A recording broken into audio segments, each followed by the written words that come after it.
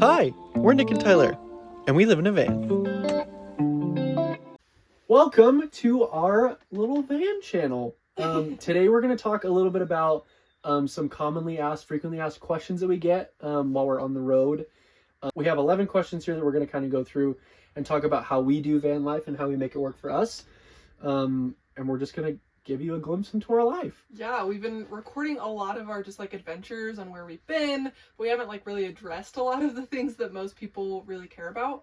And so we've gotten these questions from family members, we've got them from friends, we've got these questions from random people we've met on the road.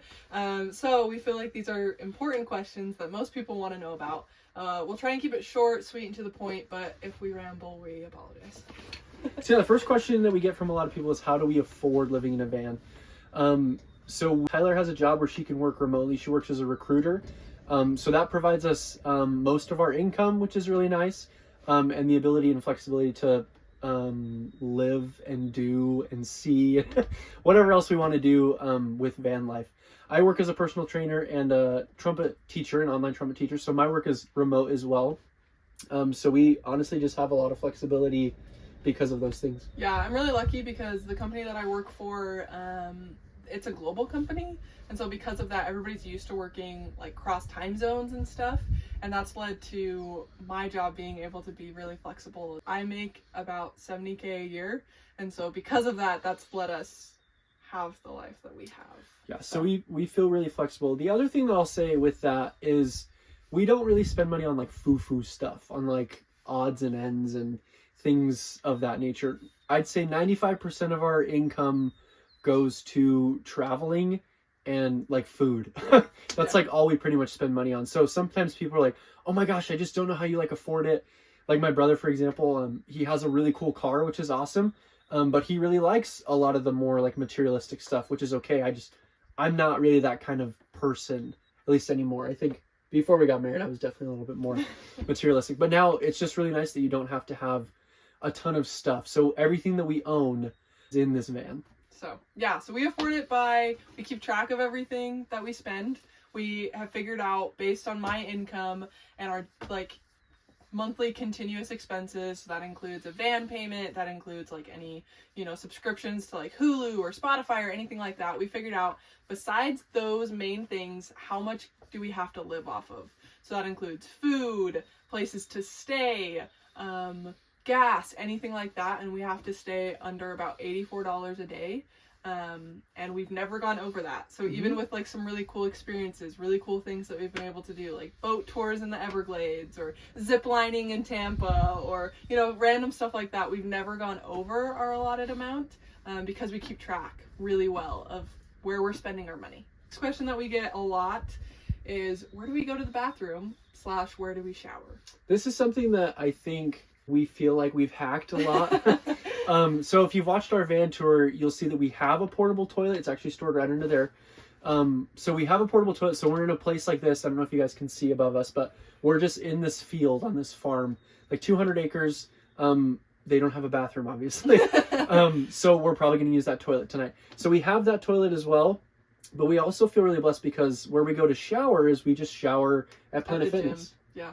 So bathroom, obviously we try and go to the bathroom anywhere that has running water. So we have our portable toilet. We try only to go number 1 in that, just so it's easier to clean. We don't have to worry about it. But we will try and use any toilet that is available. So we go to the bathroom wherever and whenever we can. Sometimes that means really sketchy gas stations. Yeah. So with Planet Fitness, many people know this, as many van lifers do this. However, if you have the more expensive, so the bougie pass, bougier at Planet Fitness, it allows you to go to any Planet Fitness across the country. It also allows you to bring one guest at any time. So we only have to pay for one gym membership, and then we both get in. So I pay for it. Nick automatically gets in with me. And luckily, the company that I work for, they give us a wellness reimbursement every year. And so at the beginning of the year, I just paid for the entire year of Planet Fitness. It was like $350. 300 of that was reimbursed to me by my company. So we only had to pay $50 for both of us to be able to shower at the gym for the entire year. Super nice. The one thing that I'll caution with that, if you're thinking about that, it is a guest pass. So you have to just keep that in mind. It's not a separate membership. So your guest can't go in by themselves. You have to go in with the primary person that has the account. So I can't go into the gym unless Tyler's there to activate my pass. We'll keep going on. Our third question is, how much does it cost to travel so much? Yeah, so we actually have been keeping track ever since we started VanLife. And Nick, if we can pull up the spreadsheet right now. And so on average for the last 4 months that we've done this, so we're making this in April, the middle of April, we spend about a little over $2,000 a month on any variable expenses. So that includes food, that includes gas, that includes van maintenance, it includes, just anything like that. So total spend, we spend less than $4,000 a month. Typically it's like the most expensive month that we had was $3,500, and that include the van payment, monthly like continuous expenses, but like variable, if you're just asking how much does it cost for you to go to all these places, like take some tours, eat some good food, it's about $2,000 a month, which is cheaper than our life was when we were living in Salt Lake, paying rent and traveling only once a month. So that's pretty great for us. We really like it. We've been able to save a lot. We've been able to get kind of ahead on van payments because we've chosen to do this for the last few months. So that's really awesome. Next question number 4. Where did we find our van? So many moons ago, I was working for a company in Salt Lake. They were just outside, so in West Valley, and at the time we only had one car, and so Tyler was taking the car to go to work. I would walk occasionally to work. And so because of that, I saw a lot of different things. There was actually quite a few van builders on my route to work. And that's how we found the van. I was walking by and we saw this company called VanCraft, and they were a little bit off to the side. Yeah, I was just on a walk and we saw the company there, and we started browsing the vans, and we had looked at a lot of vans up to that point. But these vans were our favorite because of the way the build out is. And I think if you guys have seen our van tour video, you might agree with it, because there's a lot of different vans out there and they're all that are really good, totally differently, but they all have pros and cons. Even ours have pros and cons, and I think we're going to do a video about that because of our like research and the time that we spent there. VanCraft, they actually do van like rentals in Oceanside, so that's like that section. In Salt Lake is where they build them out, and Oceanside is where they rent them out. And so we got a retired rental from them. So this had 109,000 miles. Yeah, and so it was like half the price of a brand new one, and for us that was a screaming deal, and so we bought it. So we have loved it. So half the price being like the brand new one that we toured that one time was, I think, like listed at $140,000. Which, I mean, they're gorgeous vans, but like, oh my gosh. Like, that was really hard for us to my companion in Kansas bought a house for $145,000. It just would have been a very different, I think, van life experience. Bit tight. So we feel really grateful that we are blessed with this one. So anyways, I feel, it's been a whole nother story with those guys. We've had like good and bad experiences with them. We're grateful for the van itself. I don't know if I would ever necessarily go back through and try and buy a van from them. We had some issues. Don't super want to get into that. But... we might do, when we talk about like things to know before you buy a van, maybe we'll get into more details on like our experience with those guys. Ultimately, I'd say end of the day, we're really glad that everything worked out, but there were things that we wish we would have done differently for sure. Definitely. So when and where do you do laundry? This is a really good question. So we do laundry whenever we need to. So it totally depends. If there is someone that we stay with that allows us to use their laundry for free, we're going to take it, whether we need laundry done or not. So we just stayed for a couple days with someone that Nick knew when he was living in Arizona. However, we had just done laundry a few days before, but we were like, before we leave here, we're going to do a load of laundry. Even if it was only like 4 days or 2 days worth of clothes, for us, that's worth it. Because it's free. It gives us a couple extra days before we have to do laundry again. We typically have enough clothes to last us about a week, week and a half. We did laundry there. Awesome. But a lot of the times we just have to find random laundromats.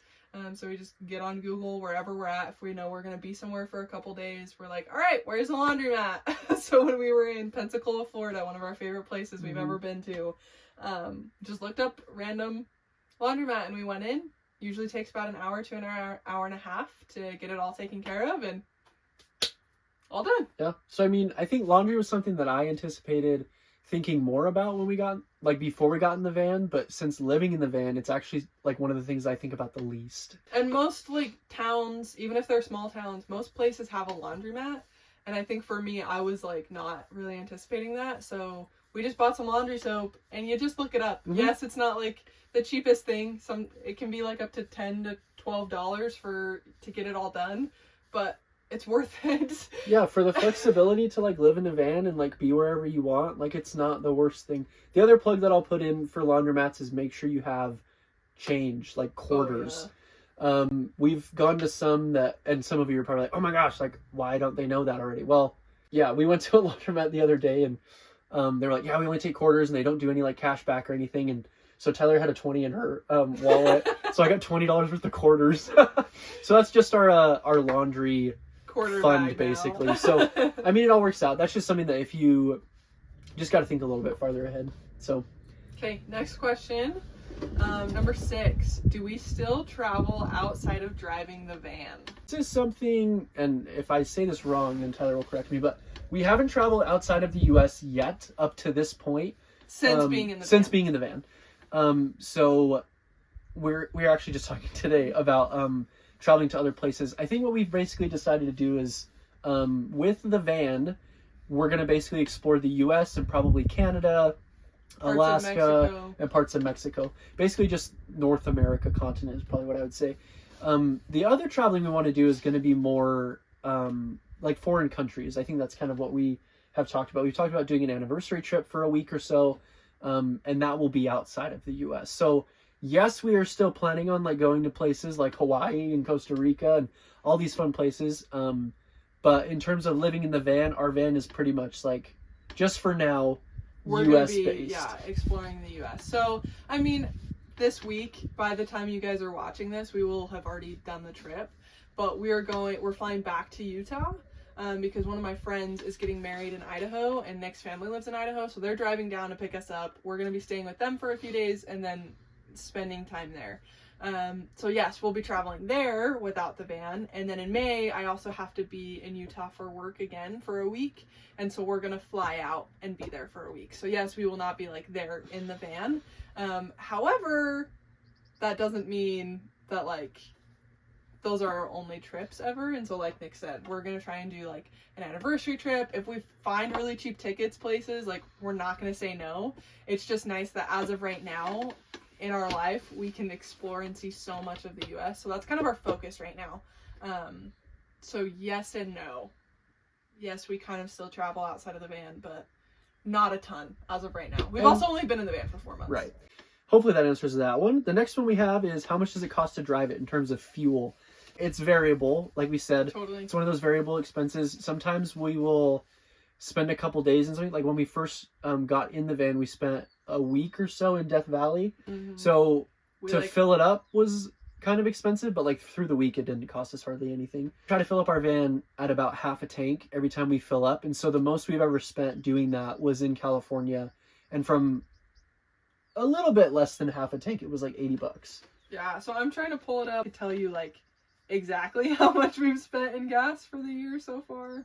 We spend $45 to $50 to fill up. Our van is really nice because we can average 20 miles to the gallon pretty easily. So that was one thing that I think we were both really stressed about when we first got in, because gas prices were kind of high, especially in Utah for diesel.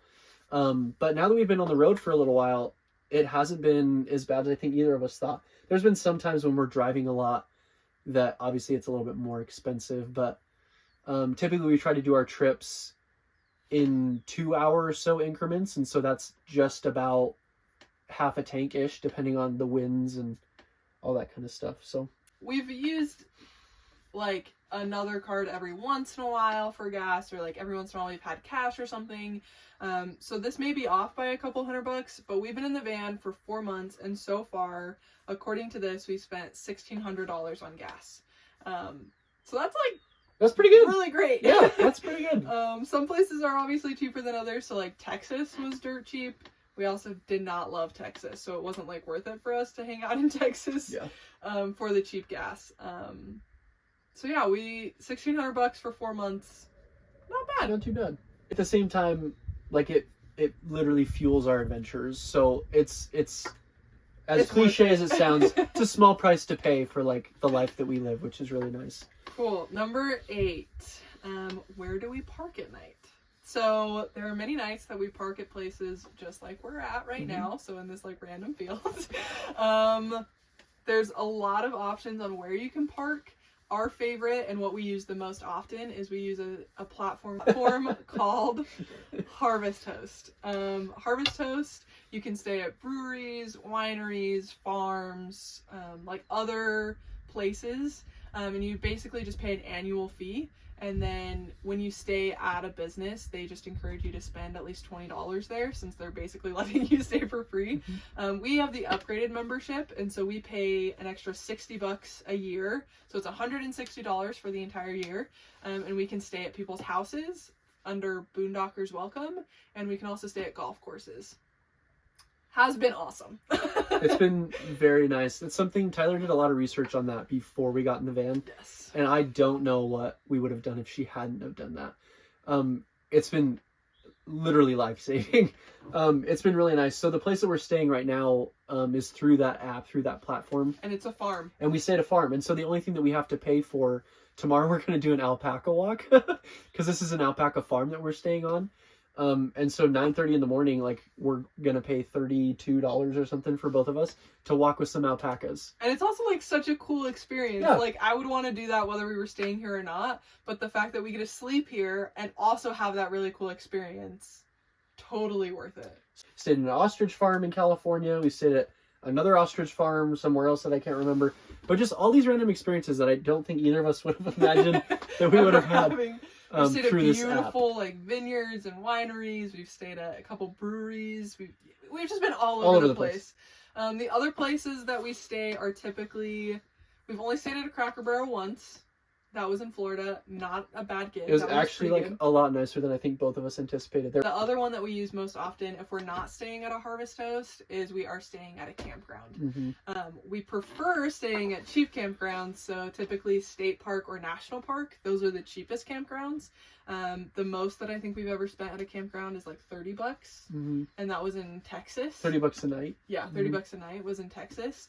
But like when we were in the Everglades, they were like $20 a night, $25 a night, and it was awesome and we loved it. And for us, that was worth it because we wanted to be in the national park, not necessarily like trying to drive in and out, which is typically what you have to do with Harvest Hosts. We haven't had a campground so far that we have not liked. So even the one in Texas that we stayed, which is just outside of Austin, to this day, like one of our favorite campsites, which was really cool. Awesome. So we've been very grateful for the campsites. I think it's one of my favorite places to be because typically there's a ton of other RVs. They have bathrooms. Some of them have showers, but you can just like open up and you don't have to worry about like annoying people. You can just like hear nature. It's really nice. Yeah. So those are definitely our top 2.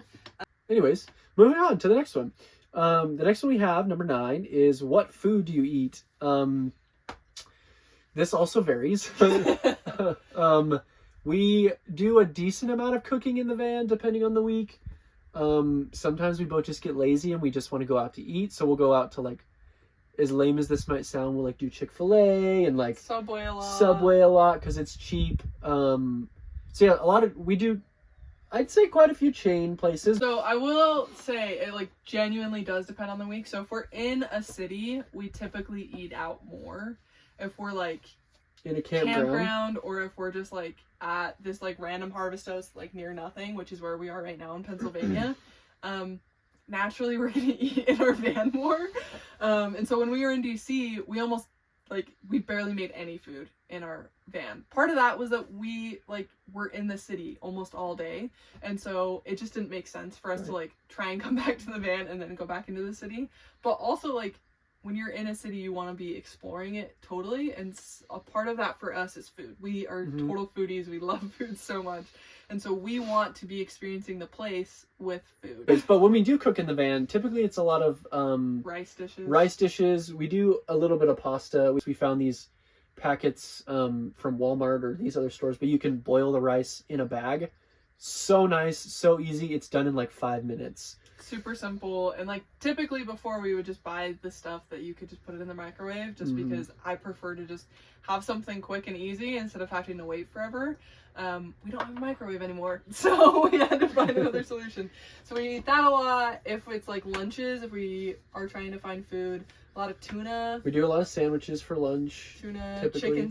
chicken salads. We usually do some like Ritz crackers, and we'll do like a tuna salad type thing. So it's honestly just like really simple, basic stuff in the van.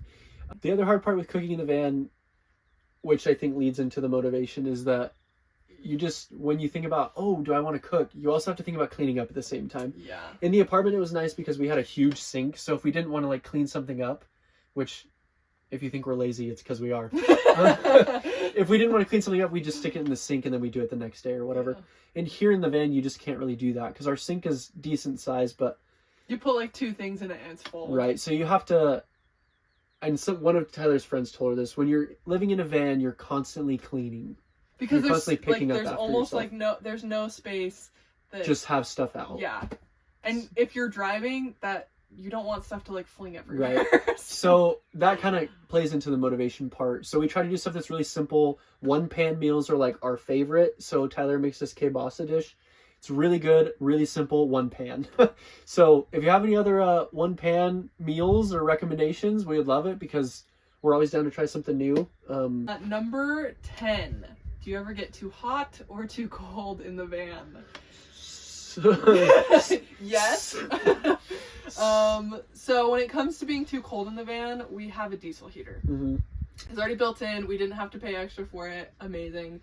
So that we like basically realized how it worked our first night in the van. Yeah, so we bought the van. It was November in Salt Lake.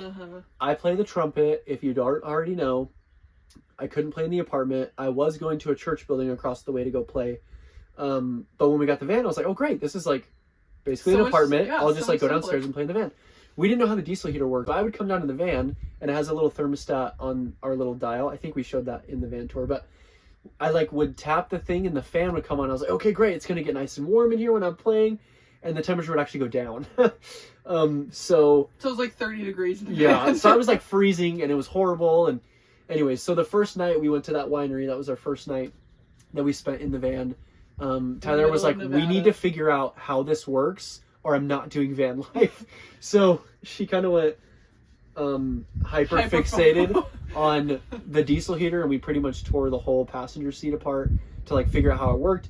Finally got it, and we haven't been cold ever since. So anytime we ever get too cold, we turn the diesel heater on, and it's like amazing. Really comfortable in here, which is really nice. And we haven't really had to use it the last few months because we've been in like the more warm states. So like we were in Florida, and in fact we got hot. Yeah, the tricky part I would say with the van that we've come to learn is when it gets hot. So yeah, we don't have an AC unit. We have AC in the front, which is fine, but it doesn't really blow back to the back of the van. And it only works if like the van is actively running. Like on. Yep. So we have a fan above our bed that we turn on if it gets too hot. That's helped a lot. But other than that, we've talked about potentially getting an AC unit. They run between $1,000 and $2,000. So it would be a really good investment. We're going to kind of see how the next few months go. If it just gets like unbearable at night, then we may splurge. So yeah, if you have any recommendations for like what you've done to cool a room or something that like could work for a van too, we're open to that too. Yeah. I think there's a lot of different things that you could do out there. We've even researched quite a few different things that you can do. If you have any things that work really good for you, we're open to suggestions. Yeah, our last question. We haven't gotten this one too often, but it's come up occasionally. Has safety been an issue for you, or how do you handle security and safety and that kind of stuff? Yeah, I wanted like harvest toast. is because Harvest Host, people know you're staying there. Like almost everywhere we've been, either you're on someone's property, it's like fenced in, or like you just have, or like there's other like Harvest Host people staying there. Like there's other people that pay to stay there. And so because of that, like you feel naturally more safe. There is a reason that we haven't really had any issues with safety, and that is the biggest one, I would say.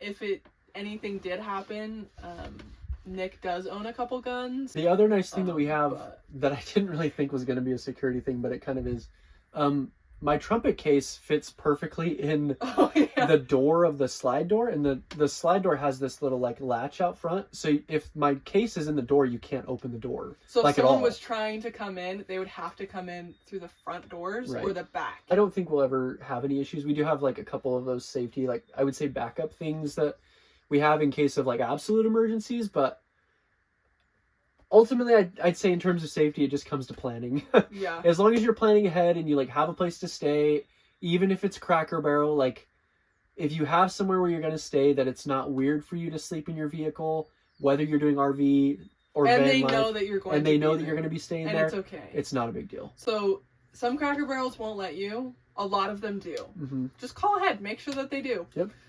Same with Walmarts. A lot of Walmarts are actually no longer letting people stay there because they've been having like issues with that. So just call ahead, make sure you can stay there. Tons of options of like apps that like will show you all of that stuff. So iOverlander is a great one if you're just like trying to do some stealth camping. A lot of people put places to sleep. We have the Dirt app, which is sometimes pretty good. Which is really good. Free Roam is another app that we have. You can also get an app specifically for like rest stops, and people leave reviews and like whether they felt safe there. Also, just keep in mind with rest stops, every state is different. So some states, the maximum you can stay there is 8 hours. Some it's 12, some it's 24. So that's something to keep in mind with rest stops, is being aware of where you're at. So there's lots of options, but I would say the overall overarching theme is for safety is think ahead. I think for the majority of these questions too, if we had to like sum it up into one thing, like laundry, bathroom, safety, food, all that kind of stuff, it's just planning, like just planning ahead. A little bit. It's just I think that's the one thing that we've learned the most from living in a van is the balance between spontaneity and planning. And so I think we've definitely learned how to be more intentional with our time in terms of planning ahead and being spontaneous. So yeah, last question. This is going to be question number 12. I just came up with it. I was like, there was only 11 questions on the list, so I'm curious what this is going to be. Number 12 is, what is our favorite part of van life? I feel like we actually get that one a lot. We do get that a lot. So Nick will go first, and then I'll answer. I feel like there's so many things, but I'd say my favorite part of van life is just being able to like, just explore. Like, it's just freedom. You know, like they talk about when you get your driver's license, like what is driving equated to? All to driving is equal to freedom. That's why people like driving so much. That's why people like getting their own cars, is because it just means freedom. And I feel like van life is an extension of that, like a huge extension of that, because you aren't tied to one place. You aren't tied to like one type of food. You're just not tied anywhere, which if you like that, it's great. I know some people in my family that would really not like that and like would struggle with it a lot. But we love it. We absolutely love it. I love being able to like wake up in a new spot, or tomorrow we're going to wake up like out here and I'm probably going to make us hot chocolate and we're just going to like watch the sunrise come up.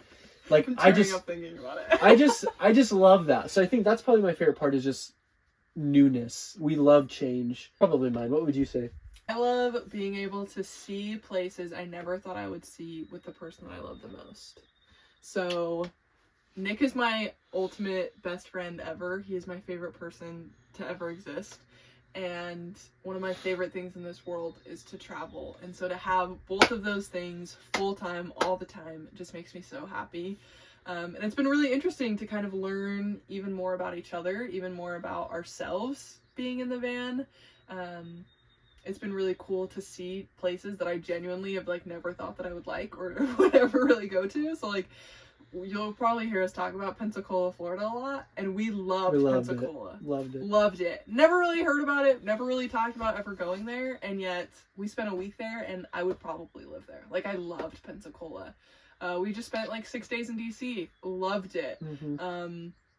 spent some time in Charleston, South Carolina. I'd heard good things, but we were like, oh, let's go to like New York and or DC or Boston. So yeah, I think that's been really cool, is to have like some epic experiences that I never thought I would do. So like kayaking down a river and seeing some amazing springs in Florida, taking a boat tour of Charleston And seeing where the first shot of the Civil War was fired. Yeah, like the most crazy thing, seeing the freaking Declaration of Independence in DC, walking into the Library of Congress and getting a library card. We'll have to make a separate video. You'll see that video later. So just like the most random things that genuinely I don't believe would have happened if we hadn't have lived in a van, and that is really special. Thanks for watching. We know this may be a little bit longer than you anticipate, but hopefully these questions help. If you have more questions, please leave them down in the comments. We would love to make another one of these. And or even like questions or comments of like the questions that we went over. Like if you want us to go more in depth on anything, aspects. if anything of what we talked about, we'd be happy to do another video and kind of walk or through if you've done van life and you stuff. have like added things to what we said, feel free to respond. We love to hear people's opinions and people's thoughts. We're really happy with how we do the van life, but we're also like super open to hear other people's experiences. That's one of our favorite things as well, is just meeting random people. Compare and contrast. It's so fun. It's super great. Anyways, thanks for watching and stay tuned for more videos. Bye.